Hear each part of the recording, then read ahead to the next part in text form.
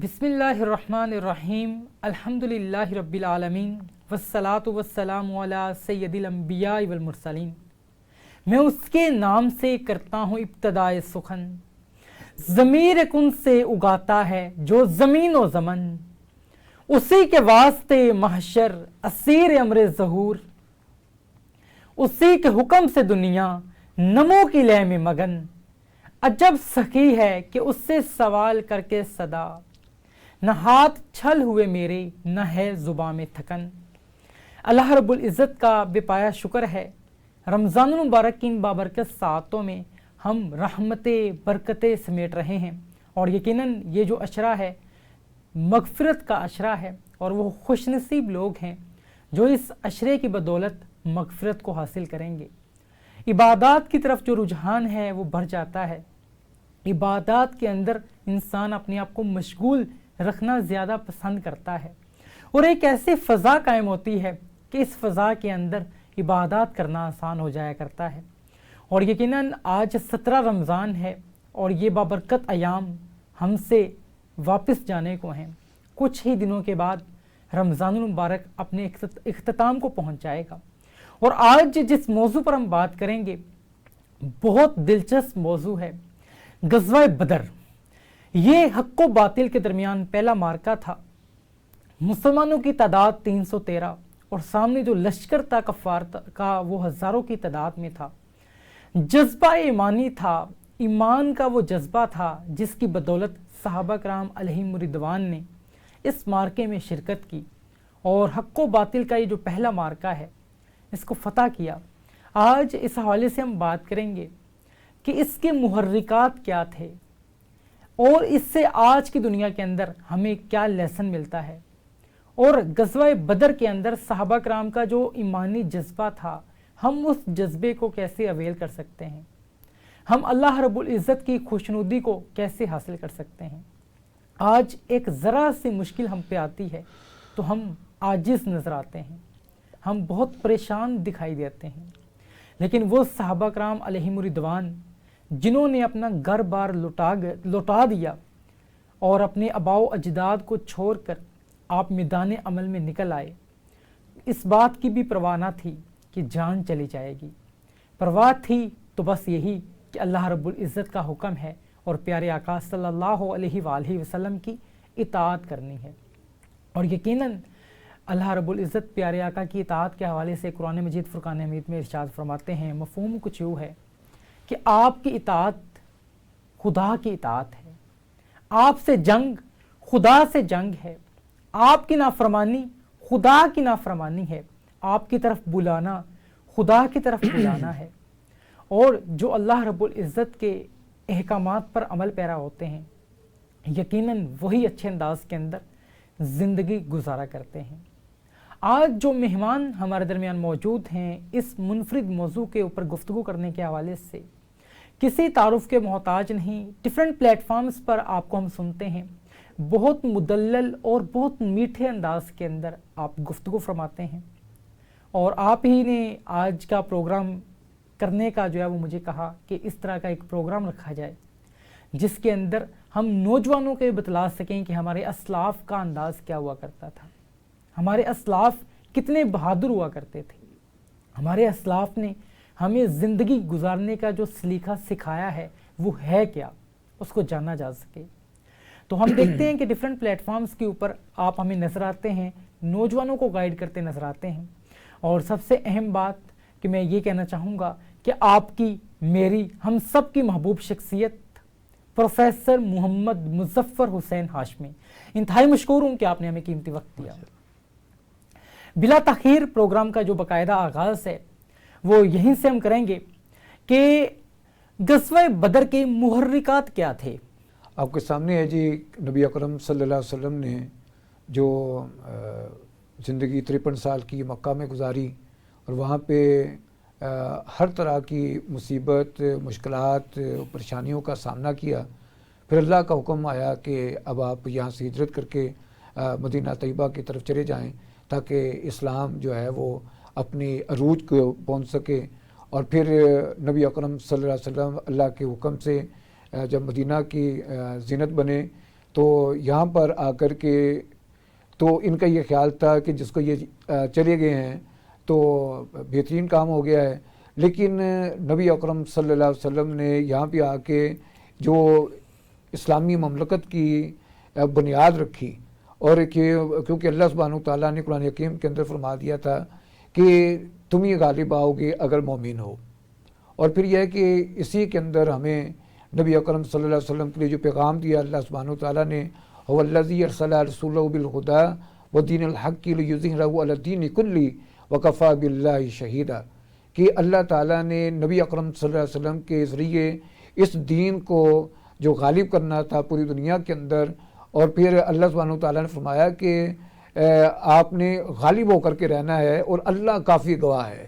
یعنی اگر ساری کی ساری کائنات ختم بھی ہو جائے تو اللہ تعالیٰ نے یہ جو وعدہ نبی اکرم صلی اللہ علیہ وسلم کے ساتھ فرمایا کہ ان الدین عند اللہ الاسلام، کہ اللہ کے نزدیک اگر کوئی دین ہے تو وہ اسلام ہے۔ اور پھر جب مشرکین مکہ جو ہیں انہیں پتہ چلا کہ یہ تو ایک ایسی جگہ پہ مدینہ جو ہے چلے گئے ہیں کہ ہماری جتنے بھی جو قافلے ہیں سامانی تجارت کے، شام کی طرف جاتے ہیں، یمن کی طرف جاتی ہیں، راستہ تو یہی ہے، اگر انہوں نے یہ ہمارا راستہ بند کر دیا تو ہم تو معاشی لحاظ سے بالکل ختم ہو جائیں گے۔ لیکن اسلام جو ہے وہ کیونکہ ختم کرنے کے لیے نہیں آیا، اسلام تو بانٹنے کے لیے آیا ہے، چاہے خوشیاں ہوں، مسرتیں ہوں، لوگوں کے دکھ اور غموں کے اندر شرکت ہو۔ تو پھر یہ کہ جس وقت یہ سارے کا سارا سلسلہ نبی اکرم صلی اللہ علیہ وسلم جب یہاں پہ آتے ہیں تو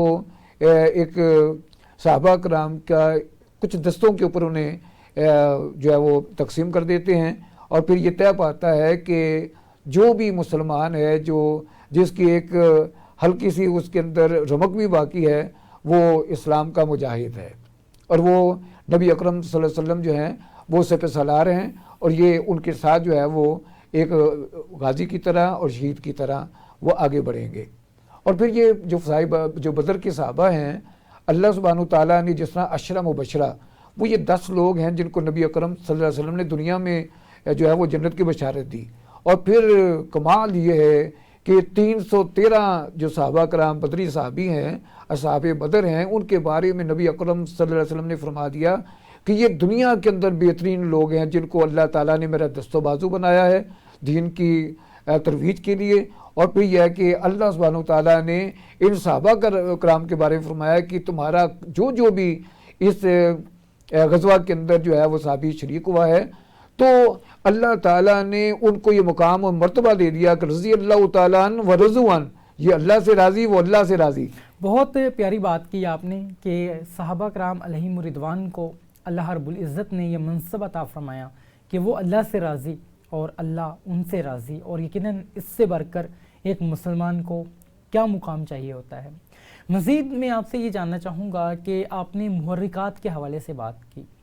کفار کی جانب سے آغاز ہی کے اندر جو ایک انداز اپنایا گیا مخالفت کا وہ تھا، لیکن ایک طویل وقت لگا پہلے مارکے کی طرف بڑھنے میں،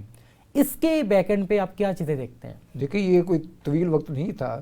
صرف 1 سال کا عرصہ، اور وہ بھی انہوں نے جس طرح گزارا ہے وہ کفار کو ہی پتہ ہوگا۔ ان کا تو یہ خیال تھا کہ چلے گئے ہیں، 2-3 افراد گئے ہیں، آپ کے سامنے ہی ہیں، حضرت ابوبکر صدیق رضی اللہ تعالیٰ عنہ تھے، ایک ان کا ساتھی تھا، اور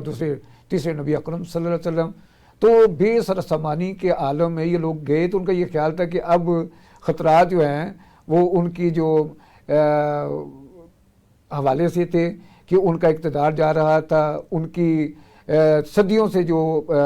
بادشاہت تھی وہ تو ختم ہوتے ہوئے نظر آ رہی، لیکن اب ان کا یہ خیال تھا کہ چلے گئے ہیں اور معاملہ رفع دفع ہو گیا، لیکن بات ختم نہیں ہوئی۔ یہ آغاز تھا اس فتح کا جو کہ فتح مکہ کے اوپر جا کر کے بات ختم ہوئی۔ اور پھر نبی اکرم صلی اللہ علیہ وسلم نے جو مکہ سے جا رہے تھے تو آپ نے خانہ کعبہ کی طرف دیکھ کر کے ارشاد فرمایا تھا کہ مکہ اور خانہ کعبہ تو مجھے بڑا عزیز ہے، لیکن اگر اللہ کا حکم نہ ہوتا تو میں تجھے چھوڑ کے کبھی نہ جاتا۔ ماشاءاللہ کیا انداز ہے پیارے آقا صلی اللہ علیہ وآلہ وسلم کا، اور اپنے وطن سے محبت۔ یہاں پہ آج ہم دیکھتے ہیں کہ پاکستان کی بات کریں تو بہت سے جو نوجوان ہیں یہاں پہ تعلیم حاصل کرتے ہیں، تعلیم حاصل کرنے کے بعد بیرون ملک جا کر اپنی سروسز پرووائڈ کرتے نظر آتے ہیں، اور ہر انسان چاہتا ہے کہ وہ میکسیمم ارننگز کریں، لیکن پیارے آقا صلی اللہ علیہ وآلہ وسلم کی وطن سے محبت کا جو انداز ہے یقیناً یہ ہمارے لیے مشعل راہ ہے۔ میں مزید آپ سے جاننا چاہوں گا کہ وہ کون سے ایسا جذبہ تھا صحابہ کرام علیہم رضوان کے اندر جس نے ان کو موٹیویٹ کیا کہ وہ میدان جنگ کے اندر نکل آئیں؟ اس میں سب سے بڑا جذبہ تو ہے وہ شہادت کا جذبہ ہے کہ جو نبی اکرم صلی اللہ علیہ وسلم نے فرمایا کہ جو شہید ہوتا ہے اس کے خون کا قطرہ زمین پہ بعد میں گرتا ہے اور اس کی روح جنت میں پہلے پہنچ جاتی ہے۔ اور پھر صحابہ کرام کو یہ یقین تھا کہ نبی اکرم صلی اللہ علیہ وسلم جو بات فرما دیتے ہیں وہ حق اور سچ ہوتی ہے اور اللہ تعالیٰ کی تائید و نصرت اسے حاصل ہوتی ہے۔ اور پھر ہم دیکھتے ہیں کہ جو جذبہ جو ان کو آگے لے کر کے چلتا ہے کہ اگر نبی اکرم صلی اللہ علیہ وسلم نے کسی کو فرما دیا کہ یہ جنتی ہے تو پھر وہ جنتی ہوا، اگر وہ جہنمی ہے تو پھر وہ جہنمی ہوا۔ اور پھر یہ ہے کہ اس غزوہ کے اندر ہمیں پتہ چلتا ہے کہ جو جذبات ہیں کہ نبی اکرم صلی اللہ علیہ وسلم تو جب ایک بات منہ سے نکال دیتے تو وہ پتھر کے اوپر لکیر ہو جاتی تھی، اور آج الحمدللہ اللہ تعالیٰ نے 313 وہ افراد کہ جس وقت حضرت جبرائیل امین اور نبی اکرم صلی اللہ علیہ وسلم کے آپس میں گفتگو ہوتی ہے تو نبی اکرم صلی اللہ علیہ وسلم سے حضرت جبرائیل امین پوچھتے ہیں، حالانکہ دونوں کو سب پتہ ہے لیکن ہمیں بتانے کے لیے یہ سوال ہوتا ہے کہ دنیا کے سب سے خوبصورت ترین اور وہ لوگ جو اللہ کو بڑے عزیز ہیں وہ کون سے ہیں؟ تو نبی اکرم صلی اللہ علیہ وسلم فرماتے ہیں کہ وہ صحابہ بدر ہیں۔ ماشاءاللہ۔ اور پھر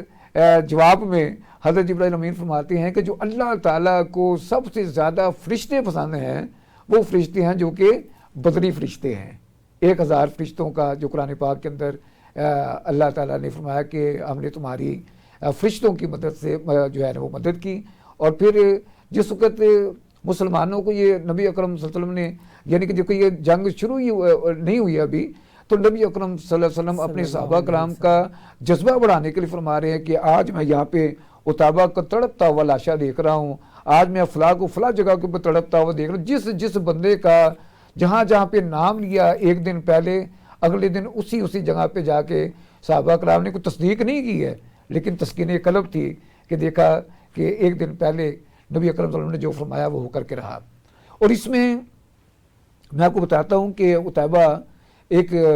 بہت بڑے اور جید نام تھا مکہ کے لوگوں کے اندر، تو نبی اکرم صلی اللہ علیہ وسلم نے انہیں ہجرت سے پہلے کہہ دیا تھا کہ میں جا رہا ہوں وہاں پہ لڑنے کے لیے نہیں آنا، اگر لڑنے کے لیے آئے تو پھر تم بچ کے نہیں جانے پاؤ گے۔ اور جب وہ آ رہے تھے تو وہاں پہ جو شبہ ہیں انہوں نے اتابہ سے کہا کہ اتابہ تجھے پتہ ہے کہ محمد مصطفیٰ صلی اللہ علیہ وسلم جو بات کہتے ہیں وہ حق اور سچ کے علاوہ کچھ نہیں ہوتا، اور آج تو مکہ کے اوپر جو ہے وہ آخری نظر ڈال لے کیونکہ مجھے یقین ہے کہ تو اب وہاں سے زندہ ہو کر کے واپس نہیں آنے والا۔ تو اس نے بھی کہا کہ پتہ مجھے بھی ہے لیکن کیا کروں کہ ناک کے لیے، سلطنت کے لیے، دنیا کو دکھانے کے لیے کئی بار جان بھی قربان کرنا پڑتی ہے، لیکن جو صحابہ کرام تھے ان میں کوئی ایک بھی ایسا نہیں تھا کہ جو دنیا کے حصول کے لیے آیا ہو۔ بہت آپ نے انداز اپنا گفتگو کے حوالے سے زبردست اور بڑی پیاری آپ نے بات کی کہ تمام صحابہ کرام علیہم رضوان اللہ کی رضا حاصل کرنے کے لیے وہاں موجود تھے۔ اور آج ہماری زندگیاں جب ہم دیکھتے ہیں، اپنے آپ کا انالیسس کرتے ہیں تو ہم دیکھتے ہیں کہ ریاکاری ہمارے اندر بہت موجود ہے۔ ہم اگر کوئی کوشش نظر آتے بھی ہیں عبادات کے اندر، اسلام کی سربلندی کے لیے کام کرتے نظر آتے بھی ہیں، تو وہ ہمارا جذبہ، وہ ہمارا انداز نہیں ہے جو صحابہ کرام کا انداز ہوا کرتا تھا۔ اور سب سے اہم بات جو ہم دیکھتے ہیں اس پورے مارکے کے اندر کہ ہر صحابی کا جو جذبہ ہے، جو دلیرانہ انداز ہے، وہ ایک مثال ہے۔ اور علامہ صاحب کی طرف بڑھتے ہیں، میں آپ سے جاننا چاہوں گا آڈینس کے لیے کچھ صحابہ کرام علیہم رضوان کی دلیری کے جو انہوں نے وہاں پہ انداز کو اپنایا اور جو انہوں نے وہاں پہ مثال رقم کی دلیری کے حوالے سے اگر کچھ آپ یہاں پہ ڈسکس کر سکیں۔ اس میں ایک صحابی ہیں حضرت افرا رضی اللہ تعالیٰ عنہ، ان کو یہ اعزاز حاصل ہے کہ ان کے 7 بیٹے اس جنگ میں مجاہد کے طور کے اوپر شریک ہوئے۔ اللہ اللہ! اس سے پہلے اور نہ ہی بعد میں کسی کو یہ اعزاز حاصل ہونا ہے کہ جن کے 7 بیٹے اللہ تعالیٰ اصحاب بدر کے اندر ان کا نام لے آئے۔ کیا خوبصورت مثال آپ نے پیش کی ہے، اور ایک ماں کا اتنا بڑا دل تصور بھی نہیں کیا جا سکتا۔ آج کی دنیا کے اندر ایک بچہ جب ماں کا اس انداز کے اندر شہید کر دیا جائے تو اس ماں کے اوپر کیا بیتتی ہے۔ بہت سی آڈینس کے اندر مائیں موجود ہیں، وہ اس بات کا تصور کر سکتے ہیں کہ وہ کیا انداز ہوگا۔ اور جو آپ نے یہاں پہ ایک مثال دی، ایک ہماری اماں ہیں، یقیناً ہماری ماں ہیں وہ خاتون جن کا آپ نے حوالہ دیا یہاں پہ، کہ آپ نے یکے بعد دیگرے جو ہے وہ 7 بچوں کو اپنی جو ہے وہ پیش کر دیا میدان عمل میں۔ اور یہ جو جذبہ ہے اور یہ جو انداز ہے، یہ انسانی جو تخیلات ہیں یا انسانی جو تصور ہے وہ بھی اس چیز کا قائل نہیں ہو سکتا، لیکن پریکٹیکلی ایگزامپلس موجود ہیں۔ اور یقیناً یہ تمام تر چیزیں ہماری زندگیوں کے اندر بہت اہم رول پلے کرتی ہیں اور ہمارے ایمان کی تازگی کے لیے بہت اہم ہوا کرتی ہیں کہ ان تمام تر چیزوں کے ساتھ اویئرنیس کو مضبوط بنایا جائے۔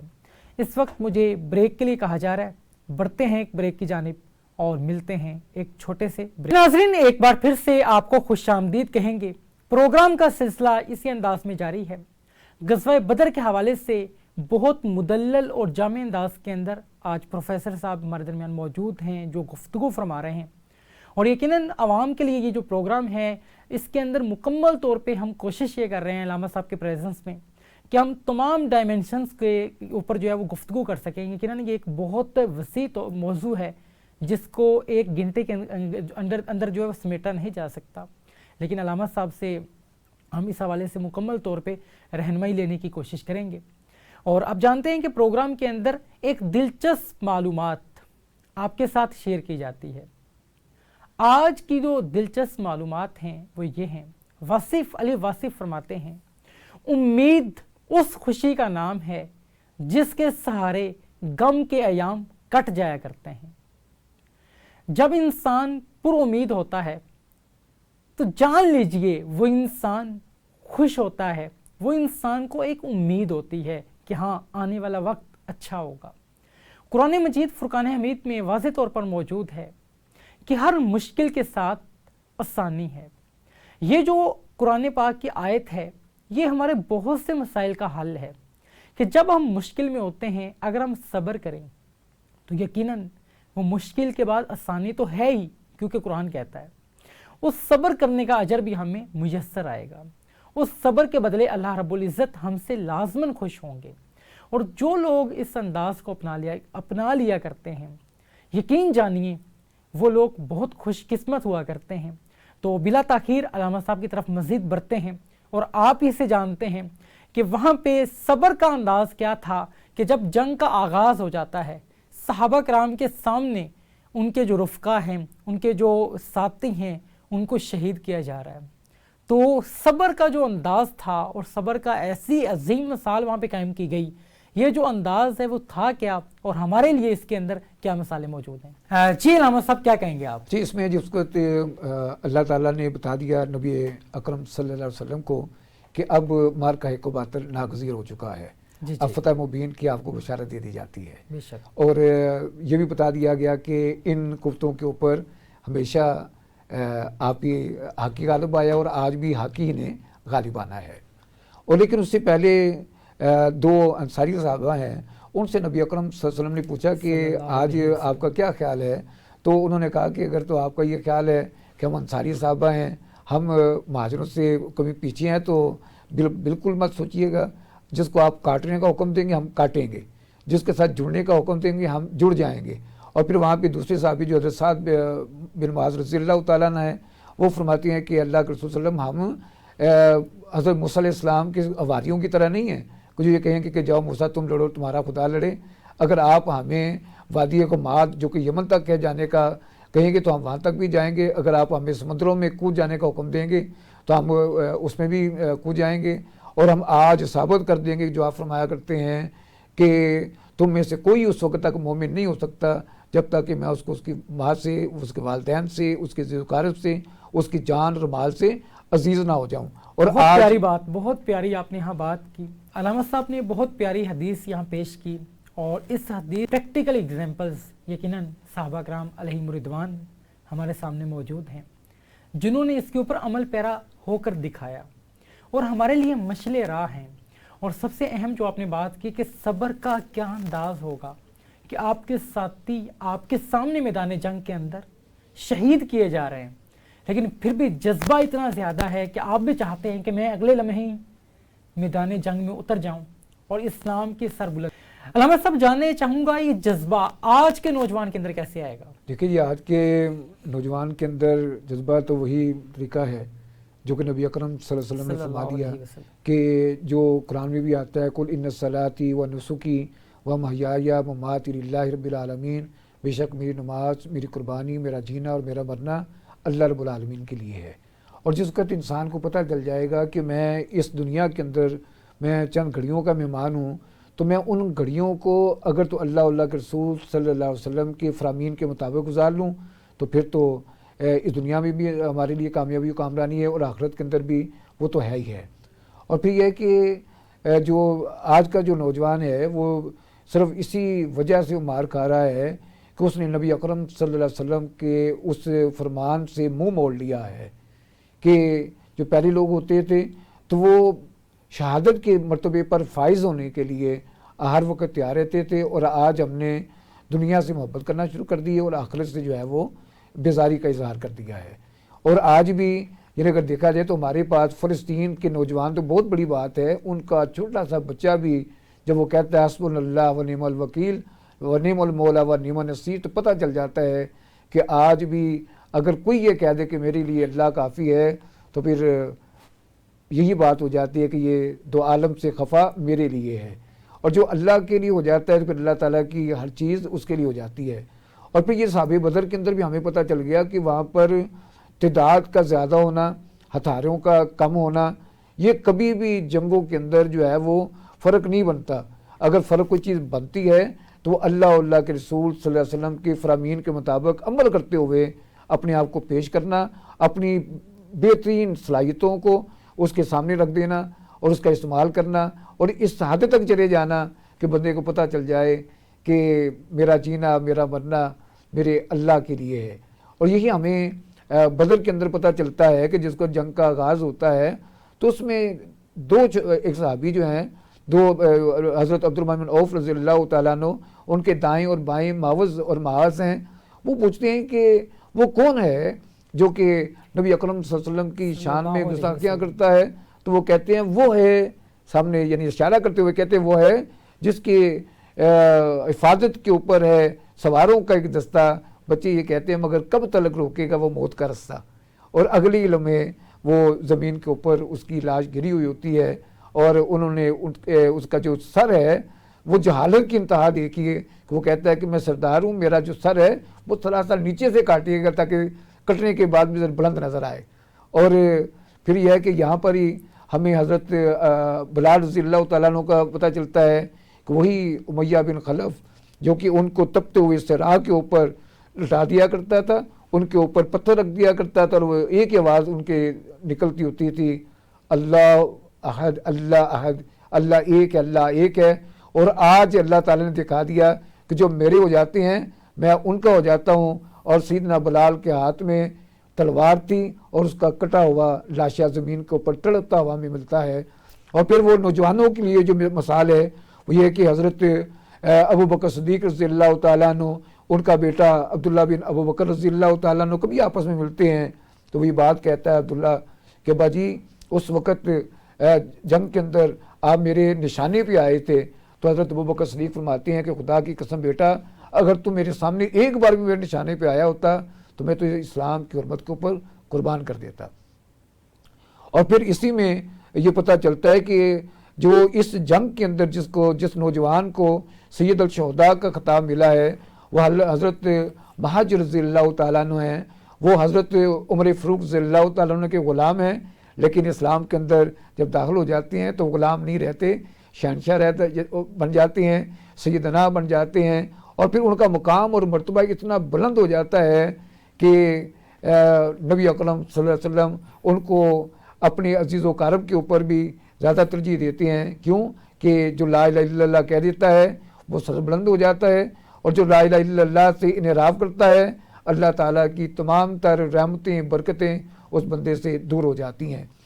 اور پھر ہمیں اس غزوہ سے پتہ چلتا ہے کہ نبی اکرم صلی اللہ علیہ وسلم کے ساتھ جو جڑ جاتا ہے دنیا بھی اس کی ہے، آخرت بھی اس کی ہے. اور پھر جو اقبال نے کہا تھا کہ فضائے بدر پیدا کر فرشتے تیری نصرت کو اتر سکتے ہیں، گردوں سے قطار اندر قطار اب بھی آج بھی اگر مسلمان فضائی بدر والی بات لے آئے تو پھر دنیا کیا پورے کی پوری یعنی کہ جو عالم کفر ہے وہ اکٹھا ہو کر کے آ جائے اور مسلمانوں کے 313 ہو جائیں تو پھر وہی جو ہے وہ صحابہ بدر کی طرح ہوں گے، وہی ہمیں کربلا کے شہداء کی طرح ہوں گے، اور وہ ایک بھی ہوگا تو وہ 100 سینکڑوں کے اوپر بھاری ہوگا۔ بہت اہم آپ نے بات کی کہ آج بھی اگر ہم اسی انداز کو اپنا لیں، صحابہ کرام کی سیرت کو اپنا لیں اور ان کا اللہ رب العزت کے اوپر جو توکل تھا اگر اس کو اپنا لیں تو آج بھی وہ تمام تر چیزیں ہم اویل کر سکتے ہیں۔ کوئی قابل ہو تو ہم شانے کئی دیتے ہیں، ڈھونڈنے والوں کو دنیا بھی نہیں دیتے ہیں۔ اور اقبال نے بڑے زبردست انداز کے اندر اس شعر کے اندر علامہ صاحب کی جو پوری گفتگو ہے اس کو سمیٹنے کی کوشش کی۔ علامہ صاحب مزید میں آپ سے یہ جاننا چاہوں گا کہ آپ نے بہت مدلل انداز کے اندر غزوہ بدر کے احوال کے حوالے سے بات کی۔ اس تمام غزوے کا جو انجام ہوا وہ کیا ہوا کہ انجام کے اندر جو کفار ہیں ان کے ساتھ کیا چیزیں پیش آئیں اور مسلمانوں کو اس کے کیا فوائد ہوئے؟ دیکھیں اس میں جو سب سے بڑا فائدہ مسلمانوں کو حاصل ہوا کہ انہیں پتہ چل گیا کہ ہم ایک خود مختار ریاست ہیں، جو بھی ہماری خود مختاری کی طرف آنکھ اٹھا کر کے دیکھے گا ہم اس کو ٹکڑے ٹکڑے کر کے رکھ دیں گے، اور پھر ہم یہ نہیں دیکھیں کہ ہمارے سامنے جو ہے وہ کتنے بڑے سردار آ جاتے ہیں، کتنا بڑا لشکر آ جاتا ہے، کتنی زیادہ ہتھیار لے کر کے آ جاتے ہیں، لیکن اور وہ جو صحابہ تھے ان کو معلوم تھا کہ ہمیں جب اللہ اور اللہ کے رسول نے چن لیا تو ہم وہ کام کر کے جائیں گے کہ جو قیامت تک کے آنے والے لوگوں کے لیے نشانے یعنی ہمارے لیے مشعل راہ ہوگا، اور جو کفار ہوں گے ان کے لیے جو ہے وہ ایک ایسی عبرت کی جگہ بنا دیں گے ان لوگوں کو جو کہ اللہ اور اللہ کے رسول صلی اللہ علیہ وسلم کے دین کے ساتھ ٹکراتے ہیں۔ اور پھر یہ ہے کہ اس غزوہ کے اندر ہمیں پتہ چلتا ہے کہ جو خالصتاً اللہ کے لیے ہو جاتے ہیں تو پھر انہیں کوئی دنیا کی کوئی طاقت ان کے جذبوں کو، ان کے ایمان کو شکست نہیں دے سکتی، کیونکہ جب اللہ تعالیٰ خود فرما دیں کہ تم میرے لیے ہو میں تمہارے لیے ہوں، اور پھر بات ختم ہو جاتی ہے۔ اور پھر یہ کہ اسی غزوہ کے اندر سے ہمیں پتہ چلتا ہے، غزوہ بدر کے اندر سے پتہ چلتا ہے کہ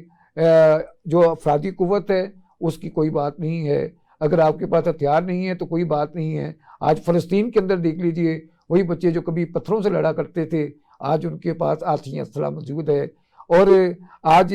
وہ ساری کی ساری بستیاں بظاہر تو ان کو نظر آ رہا ہے کہ وہ ان کے گھر جو ہے تباہ و برباد کر دیے گئے، ان کے اوپر ظلم و ستم کے پہاڑ ڈال دیے گئے، لیکن اللہ کو پتہ ہے کہ یہ میرے وہ بندے ہیں کہ جن کو کائنات کے اندر اللہ تعالیٰ نے پسند فرما لیا ہے، اور انشاءاللہ تعالیٰ اللہ تعالیٰ صحابہ بدر کی طرح یہ جو ان کو وہاں پہ کامیابی اور کامیابی ملی تھی آج ان کو بھی ملیں گی۔ اور پھر یہ ہے کہ یہ بات کفار کو اچھی طرح سمجھ لینی چاہیے کہ جو اللہ تعالیٰ نے فرما دیا کہ یہ دین غالب ہو کر کے رہے گا، اور پھر انشاءاللہ تعالیٰ قیامت کا دن ہوگا، ساری کی ساری دنیا ختم ہو چکی ہوگی، اور وہاں پہ اللہ سبحانہ و تعالیٰ کی ایک آواز بلند ہوگی کہ آج بتاؤ بادشاہی کس کی ہے، اور پھر وہاں پر وہی بات آئے گی کہ بادشاہی اس کی ہے۔ تو ضرور قیامت کا انتظار کرنا ہے، قیامت سے پہلے ہی ہم اس بات کا اقرار کر لیں کہ اللہ آج بادشاہی تیری ہے، تیری بادشاہی کے خلاف اور تیری جو کائنات ہے اس کے اندر جو بھی تیرے احکامات کے خلاف چلے گا، آج کا نوجوان بھی اور قیامت تک کے نوجوان جو ہے وہ کفار کے مقابلے میں جو ہے وہ برسر پیکار رہیں گے۔ اور پھر بات وہی آئے گی جال حق کا وضاحق الباطل ان الباطل کان زہوقا، حق آ گیا اور حق آنے کے لیے ہے اور باطل مٹ جانے کے لیے بہت آپ نے اہم بات کی کہ باطل مٹنے کے لیے ہے، اور یقیناً جو باطل ہوا کرتا ہے وہ ہمیشہ جو ہے وہ مٹا کرتا ہے اور حق ہمیشہ قائم رہا کرتا ہے۔ علامہ صاحب پروگرام کا دورانیہ اپنے اختتامی مراحل میں داخل ہونے کو ہے، میں اب آپ سے یہ جاننا چاہوں گا کہ اس پورے مارکے سے آج کے نوجوان کو کیا لیسن ملتا ہے؟ دیکھیے جی، اس کو تو یہ لیسن ملتا ہے کہ یہ جو دنیا ہے وہ چند روزہ ہے، تو اس کے اندر اتنا ہی آپ کریں جتنا کہ یہاں پہ رہنا ہے، باقی آپ نے جس طرح صحابہ کرام تھے بدر کے اندر اسی طرح کا ایمان اگر آج ہم وہ تو نہیں لا سکتے لیکن کوشش کی جا سکتی ہے کہ ہم بھی اسی طرح کے ہو جائیں۔ اور پھر آج کا نوجوان جو کہ مختلف کھیل تماشوں کے اندر، اور اللہ تعالیٰ نے تو قرآن کے اندر فرما دیا کہ یہ دنیا جو ہے وہ کھیل تماشے اس کے علاوہ کچھ نہیں ہے، اور پھر جو نوجوان ہے تو اس کے بارے میں جو اقبال نے کہا تھا کہ کبھی یہ نوجوان مسلم تدبر بھی کیا تو نے، کبھی یہ وہ کیا نوجوان گردوں مسلم تھا تدبر جس کا بھی تو کیا ہے تو ایک نے۔ ٹوٹا ہوا تارا۔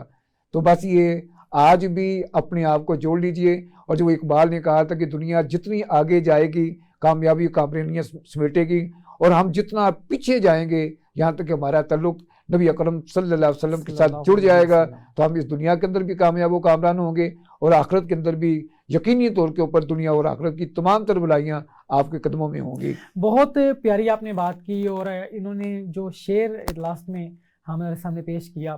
کہ کبھی یہ نوجوان مسلم تدبر بھی کیا تو نے، کیا وہ گردو تھا جس سے تو ٹوٹا ہوا ایک تارا، تجھے تیرے آواز سے کوئی نسبت ہو نہیں سکتی، کہ تو گفتار وہ کردار تو ثابت وہ سیارہ۔ اور یہ جو انداز ہے یقیناً اس کو اپنانے کی ضرورت ہے کہ ہم اپنے اسلاف کے انداز کو اپنائیں۔ آج کے موضوع کے حوالے سے بات کریں تو بہت دلچسپ اور مدلل انداز کے اندر اور بڑے مدلل انداز کے اندر گفتگو کی، انتہائی مشکور ہوں کہ آپ نے ہمیں وقت دیا۔ ناظرین، اسی انداز کے دلچسپ پروگرام آپ کے سامنے لے کر حاضر ہوں۔ اپنے میرے کبیر حیات کو اجازت دیجیے اس امید کے ساتھ کہ اگلے پروگرام نئے مہمان کے ساتھ ایک منفرد ٹاپک لیے آپ کی خدمت میں حاضر ہوں گے۔ جب تک کے لیے خدا حافظ۔